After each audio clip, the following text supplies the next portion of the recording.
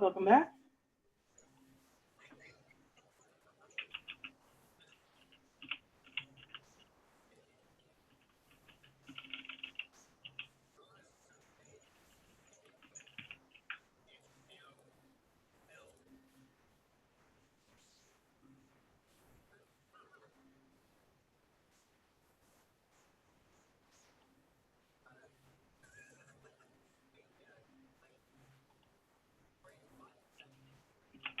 So who is happier? At least in this conversation, mom or daughter?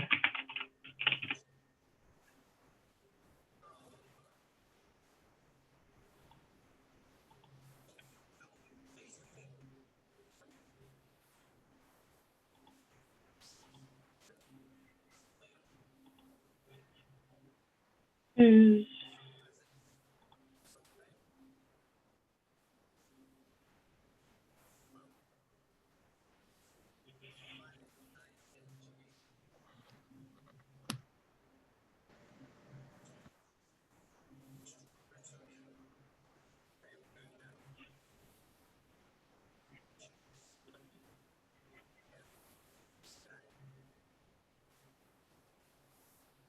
okay?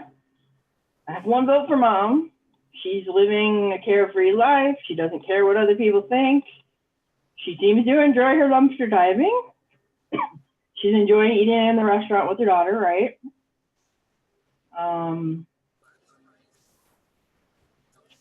She says she doesn't really need anything, vital.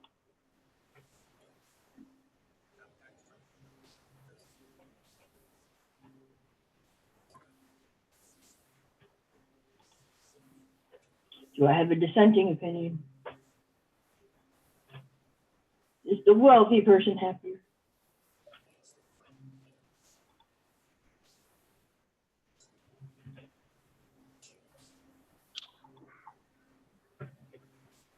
Another vote for mom?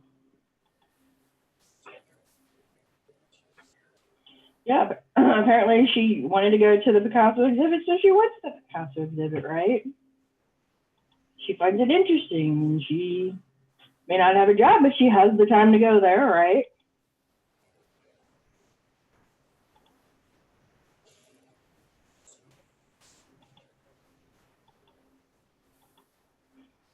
Fabian, you need to have considered two, but you're going to ultimately decide on one controversy. Sorry, a question about an assignment that I'll be talking about soon.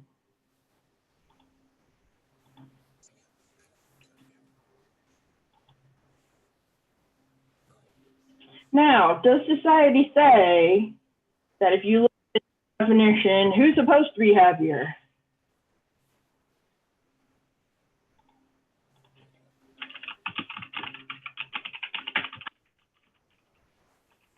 The wealthy woman who lives on Park Avenue or the woman picking through the dumpsters?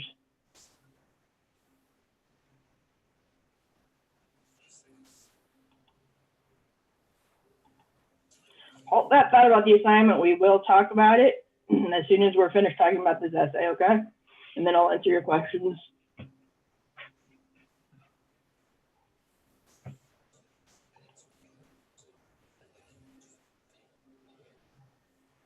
So why isn't the person that society defines as successful the happier person? Have we all been tricked?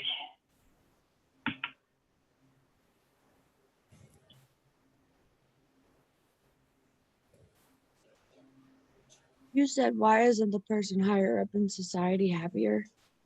That's the votes that I'm getting so far, yes. Unless you disagree. No, I have to say the daughter's not the happier one. Like, the mom is happier, obviously. But when looking at society today, the people that are wealthy, they tend to have obviously more than the middle or lower class. They're allowing themselves to step on other people, which makes their humanly manners or like their outlook on I don't know what I'm trying to say.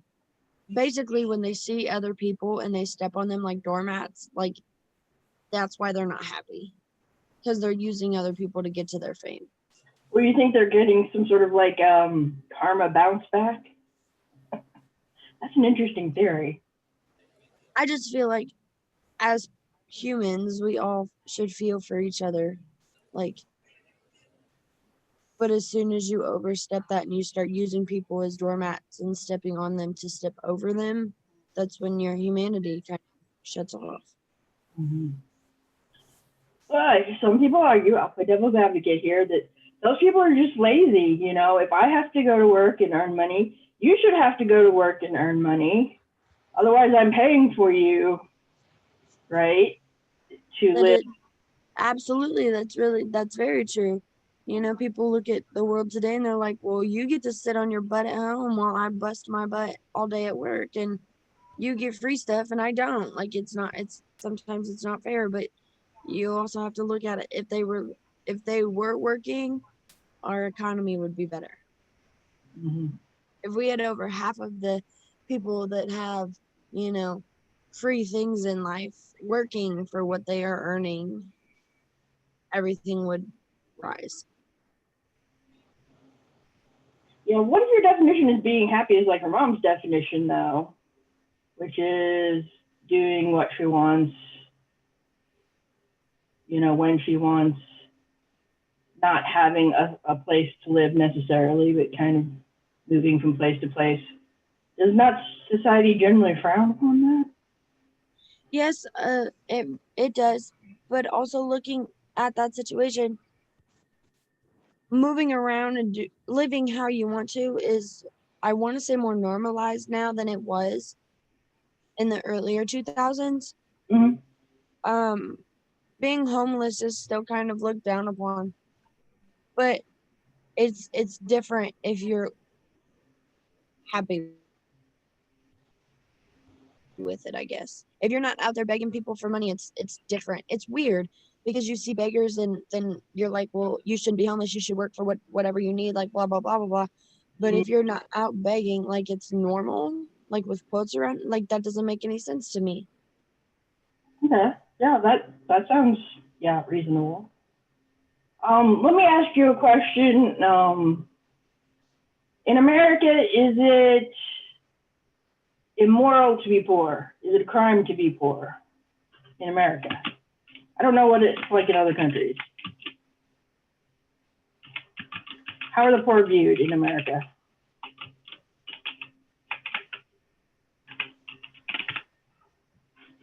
Give me some adjectives. Just anything that pops into your mind. You don't have to agree with what the adjectives are, but how you think America in general looks at poor people. Lazy.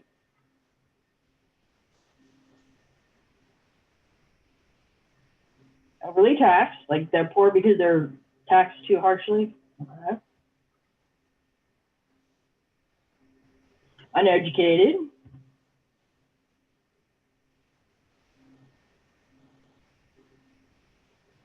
Needy.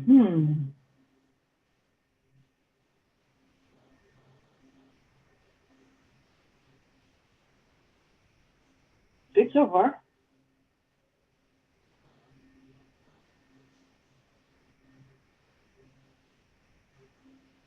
I'm sensing a trend. So is there a positive view of poor people or a negative view of poor people? Poor because they got sick and lost their job and some bad things happened to them. You know, they're victims of circumstance.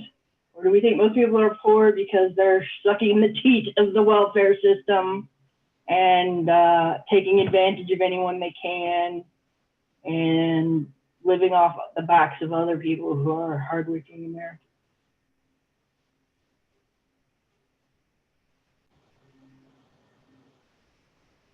What do you guys think? Do we demonize the poor? The adjectives so far are mostly intimating it's their fault. More negative, but America doesn't. I'm really kind of interested to see because most of the people who've lost their jobs, right, and need help in the last few months, we clearly know that it's not their fault, right? We've shut a large, sections of our economy down, to prevent the spread of COVID. So even before, you could argue that all of these people don't deserve our help because they're just lazy and uneducated. Yeah, because of the Rona. Yeah. Now, it would be hard to argue that the majority of people who need our help don't deserve it. Are you guys following me? And I just kind of feel like that's been the narrative in America for a while. And I'm interested to see if there's a change in people's attitudes toward the poor. Because, you know, back in the 60s, the Republican platform, part of it was a war on poverty to help people rise out of poverty. And that seems to have shifted. You can argue with me. This would make a good paper topic. Do we view the poor as like being poor because it's their fault? They should have gotten 3 jobs then, or they should have, you know, gone to college, even though college is prohibitively expensive, as I'm sure many of you know, right? But now we have a huge majority of those who are unemployed through no fault of their own, even though they might have been working minimum wage jobs that didn't have health benefits, that didn't necessarily provide for all their needs. That's another question. Yeah, the minimum wage, if anybody's interested in that, that's a good paper topic as well. Didn't the minimum wage get like raised? It did. Illinois has enacted a gradual increase in the minimum wage. So like in, what is it supposed to rise to? I think 2011, it's $11. 2012, it's $12. 2013, you see where we're going until we hit $15 in 2015. So if you don't live in Illinois, I'm not sure what it is in your state or your country, or if there is such a thing. But yeah, the minimum wage, if it had been adjusted for cost of living and inflation right now, because you used to be able to live on a minimum wage job and be able to afford a place to live and raise a family, you know. I mean, some people think that should be the minimum wage is enough to, you know, live on. It would be, I think, $23 an hour now if it had gone up in accordance with how expensive it is to live in our country. It might be 22 or 23. Somebody can Google that. Yes. And there are arguments about how that affects businesses, that, you know, small businesses have to pay the minimum wage. They already have to pay health insurance, which seems crazy. I don't know how that system started, but it seems like a bad idea. Because now all those people who lost their jobs lost their health insurance at the worst time to lose their health insurance, right? Because it was tied to their job. They can buy COBRA, like the extra coverage, but that is prohibitively expensive because they have to bear the full cost of it, including what their employer used to pay. And most people who just lost their jobs aren't going to go, yeah, I'll pay an extra $500 just in case I get sick. Yeah.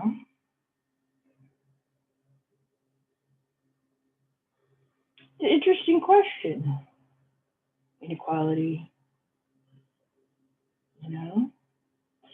Is it because some people don't want to play by the rules? Should we play by the rules? You know? I mean, I'm sure everybody's out there like, I don't want to have a job. I wouldn't go do whatever I want. That's communism. But that doesn't work. At least it hasn't worked right well for the way they're doing it in the Soviet Union. Oh, not Soviet Union anymore. Excuse me, Russia. It's just interesting. I'm just interested in, like, if the perception of poverty changes, because it's going to be a while before our economy can come back.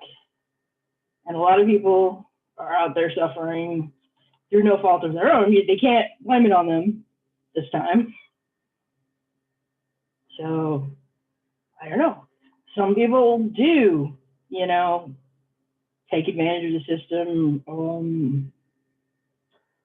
So the question is, do we cut off the majority for the people who do that? That's an interesting question also. Does anybody have experience in a different country that they would share that has a different attitude towards the form? I mean, we're also coming from like the Anglo-Saxon history of England, which said if you were born the king, you were meant to be the king. God went, you're the king, and you're a peasant. Just accept it, peasant, right? Basically, you were born to the place or the position that you were meant to. And actually, there's a poet who questioned that in a poem, and they threw him in jail. Because it's called Elegy in a Churchyard. He's basically looking at all of these graves and asking, maybe this person could have been a great ruler, or this girl could have been a great musician, but they never had the education or the opportunity or what have you. And that goes against sort of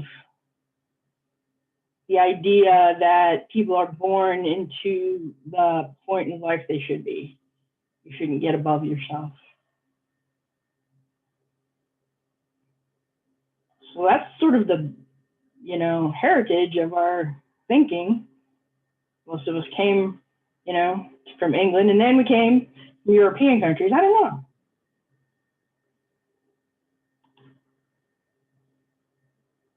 I don't see a lot of happy rich people. I could be wrong. Maybe they're happy. It's the media, yeah.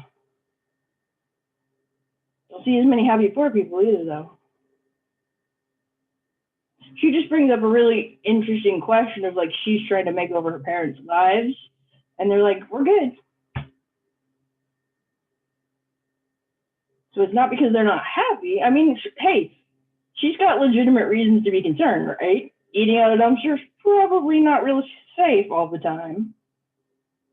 Although I follow some dumpster divers on YouTube, and they pick up perfectly good food a lot of the time. That they can be sure is probably good food. But controversy, reasonable opinions on both sides, right?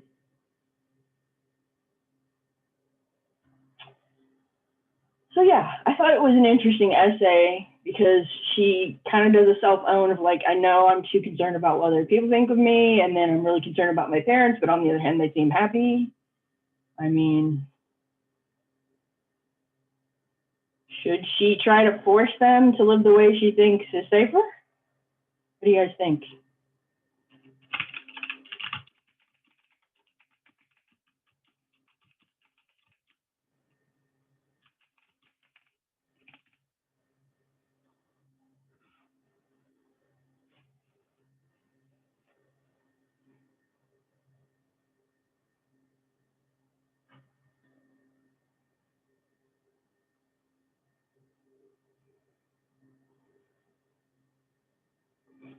Actually, Avery, I think the cost of college, I'm looking at reading your point again, the cost of college has probably risen because we injected loans into the process so that people could afford college. But then once you did that, you could start charging more and more and more for college because people could get more loans.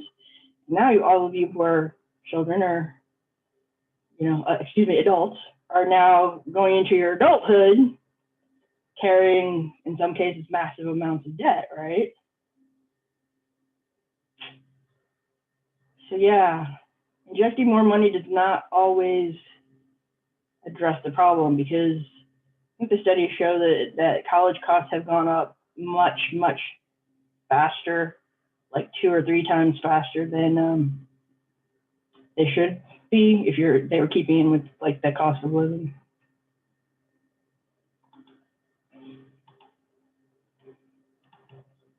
So we see somebody's homeless, and as long as they're not taking money from anybody, are we okay with that as a society? If you're homeless, you're not getting welfare or begging, like she was saying. I'm just interested in what you guys think.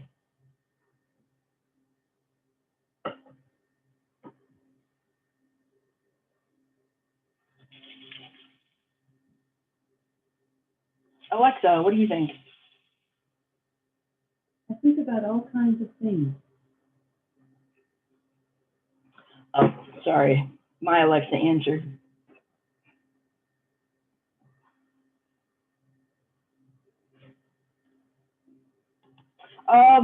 Lizzie, do I mean she should make them maintain a home and not look through dumpsters? You know, it says she's tried to help them, like, get a place. Oh, okay. Can you read the chat?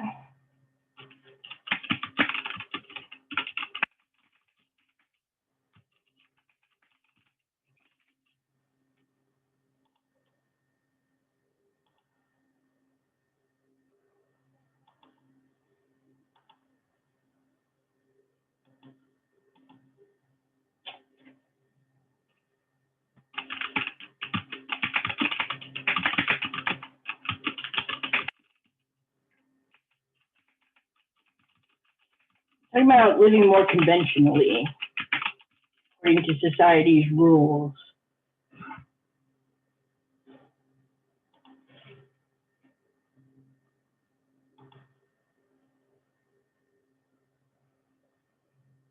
And, yeah, I mean, it's hard to argue that they seem happy, but it could shorten their lives. So there's like unhappy and longer life, happy and shorter life. Guys, that's a hard question.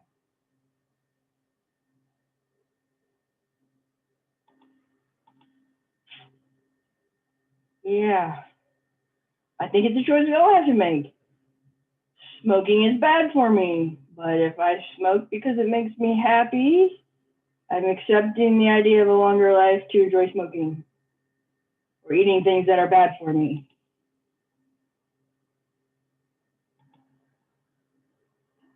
I don't know if we think about it that consciously, like that ice cream has no nutritional value, but how sad would life be without ice cream? For some of us, it would be sad. I don't know.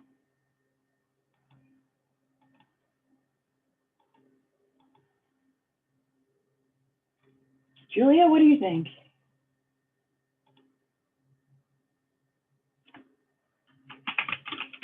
Are some dangerous behaviors worth it?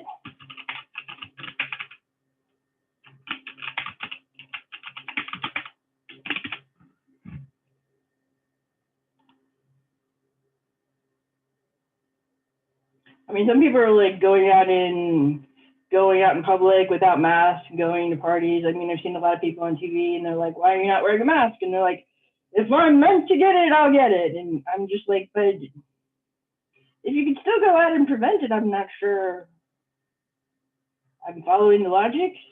Some people believe that God will decide, but that kind of seems like you run off a cliff and then go, "Save me!"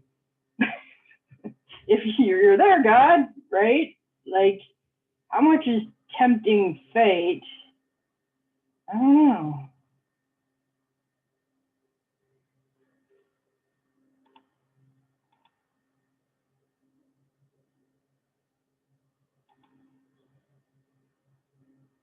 Julie thinks they're not worth it. Julie says it depends. Yes. One lesson I seem to have learned is that balance, when things get out of balance, then you generally have bad results. It happens more often than I would like. Too much of a bad thing, too much of the wrong food, too little sleep, too much, behaving in a way that's detrimental to you, shortens your life significantly. Then living like a nun or a friar might be a little less appealing to some of us. Taking a vow of poverty, no video games, sitting in one place playing video games, yeah. Binge watching things, probably bad for me. But I do so enjoy binge watching.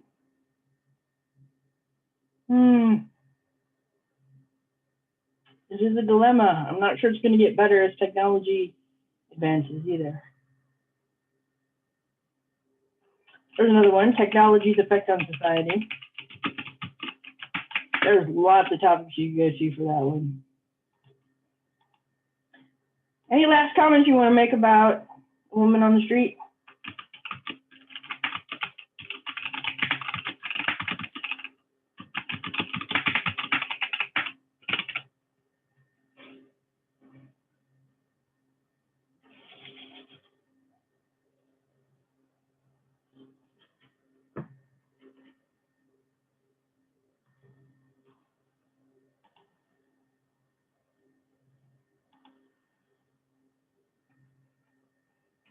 I have a question for you guys. Have you thought about what will make you happy? What kind of life?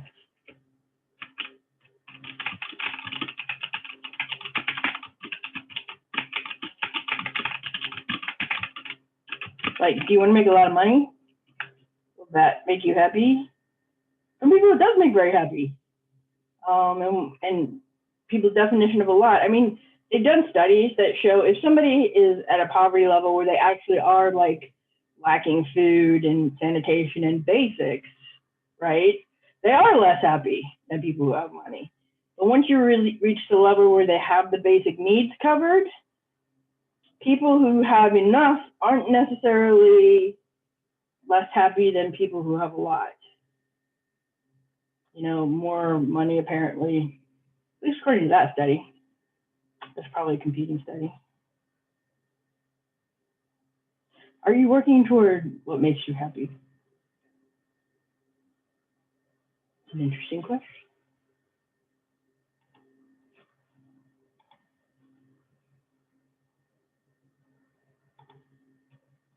All right, let's talk about the assignment. Everybody is very interested in it, so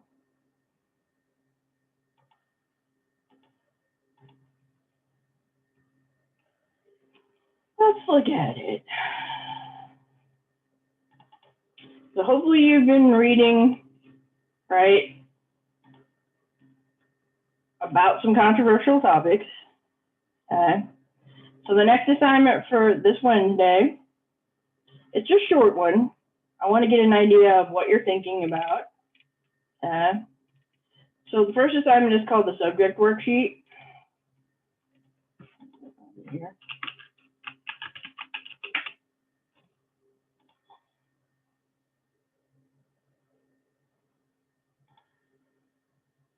So basically, you're just going to answer some questions for me. I want you to have looked at more than one controversy. Remember, I said I want you to have a backup in case the one that you're working on doesn't go well, or you can't find enough research, or you just decide you hate it suddenly. So I do want you to tell me about two controversies that you are considering for your paper, or that you considered. And then which one right now do you think you're going to choose? And why did you choose that subject? And what is your preliminary research question? Or we talked about a worthy question, and the answer to that question will be your thesis. So a possible research question regarding the minimum wage would be, would raising the minimum wage improve, lift people out of poverty? And is that a good thing? So that could be your research question. So you focus your research on the minimum wage as it relates to poverty and studies, you know, because if you give people more money, but then the businesses lay off people because there are cause and effects, right? So there are reasonable opinions on both sides of that. And then finally, do you have any concerns about going out and starting to do the research? Because this gives me some insight on things that I can cover to help you guys see where to go from here. We are going to talk more about using the library.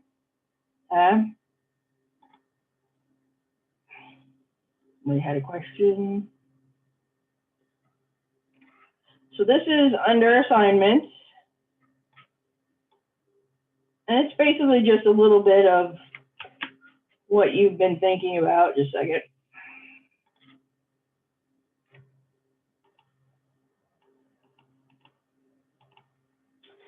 In this case, either one. It doesn't matter if you answer them just below the questions or you open a new document. I'm not going to be picky about this one.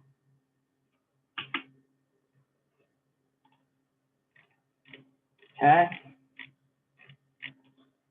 So you just basically are giving me an idea of what you've been looking at so far. Here's a couple issues I've looked at and what the controversies are, right? Right now, I think I'm going to talk about the minimum wage. Why? Because I make the minimum wage and I want to see if I made more, if that would help my life improve. Keep an open mind, remember. You want to base your conclusion on the research and not on what you already think. You don't want to start with your answer and then follow the research that supports it. You want to keep an open mind and use the research to come to a informed opinion. What's your preliminary research question? And what are you worried about with this paper so that I know what I can help you guys with? I think I copied it twice, but yeah, you'll turn it in on Brightspace. You'll either write it underneath the questions or you can just attach a new document, copy and paste it, and then attach your answers. So no, you're going to take, like I said, we got 2 final papers coming. This one's going to be 4 pages, roughly 2 pages that talks about one side, 2 pages that talks about the other side of controversy. And you're just going to inform me in this next one. We'll get there in terms of the assignment. Right now, you're kind of working your way up to all the information that you need. You're becoming educated so that you know why we should legalize marijuana for recreational use, or why we shouldn't, why it will hurt the economy and cause crime and increase drug use, or whatever it is, or why it will decrease crime and increase tax money that goes to health care, and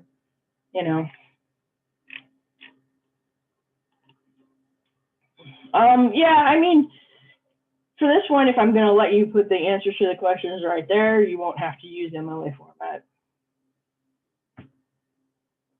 If you put it on there, I'm not going to kill you. I'm just getting a sense of what you guys are thinking at this point and making sure that you have actually looked at something. I want to know what 2 topics you've considered. Yes, any persuasive topic that has enough evidence to support it. Because it's a research paper, eventually you'll have to support it with research. You can't just support it with opinions. Abortion, yes, you'd have to narrow it down significantly to one issue, like whether the Supreme Court should overturn Roe v. Wade, or the abortion pill, or whether or not healthcare institutions should be able to refuse things like birth control. I don't know if that's abort. I mean, or some pharmacists have refused to fill prescriptions if they thought they were like abortion pills. So yes, but narrow it down to something that's going on right now regarding abortion. And you can find lots of topics on Opposing Viewpoints, remember, right? On Wednesday, we'll start talking about, once you have your research question, where to start going and doing research. Okay.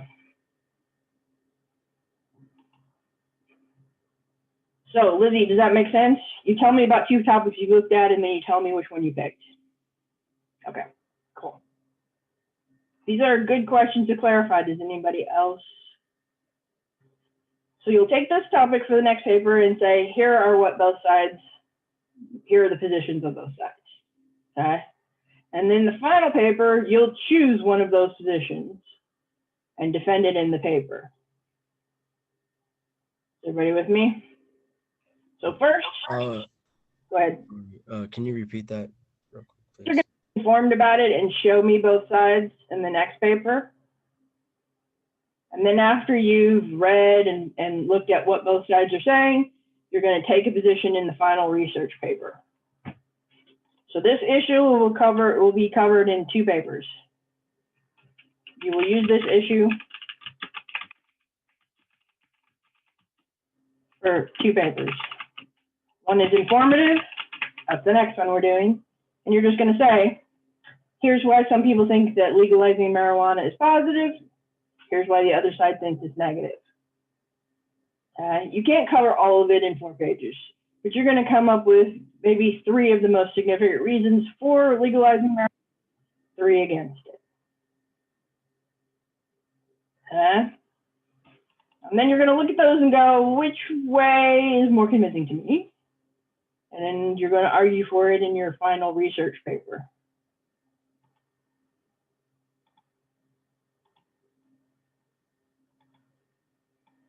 Avery, your paper should be graded. If it's not, let me go look. I may have missed it.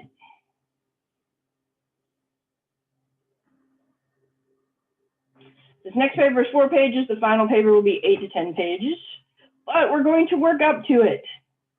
Do not panic. So like the first draft, I'll be asking you for 5 to 6 pages. I'll give you feedback. I'll give you ideas for where to go from there. Okay? Do not choose a huge topic just because I said that. Please. Start small. You can always make it larger if you need to. Okay? So the final research paper will be 8 to 10 pages long. But you're going to build your case in those pages. So you'll have to give us some background information. You'll have to have an intro technique. You'll have to present all of the sides. You'll have to the opposition, and we're going to talk about how to do all of those things. First, you're going to have to get educated about your issue, and then show me what you learned in the next paper. Inform me.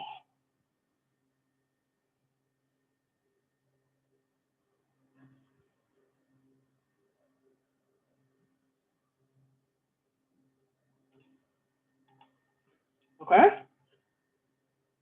How's everybody doing out there?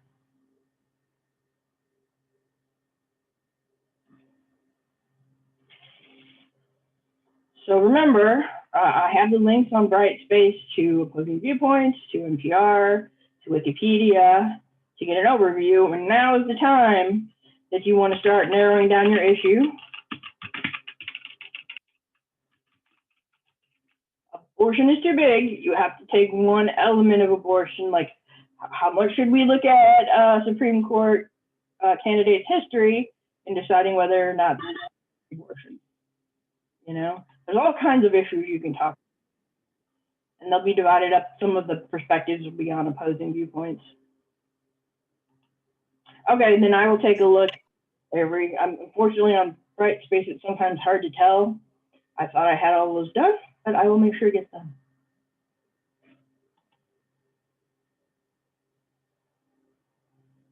All right, we have a couple minutes left here. So what I'm going to do is I'm going to end this session. I'm going to start a new session for anybody who wants to talk topics or ask questions about anything else. I had some emails. I think I've answered most of the emails, but I think I had some more late last night. So I will answer those, or you can just ask me afterward. And I'll be willing to help you talk about topics and research questions if you still have concerns about that. Okay? So I'm going to end this session. I'm going to open a new one. If you don't have any questions for me, you can start working on the subject worksheet and answering those questions.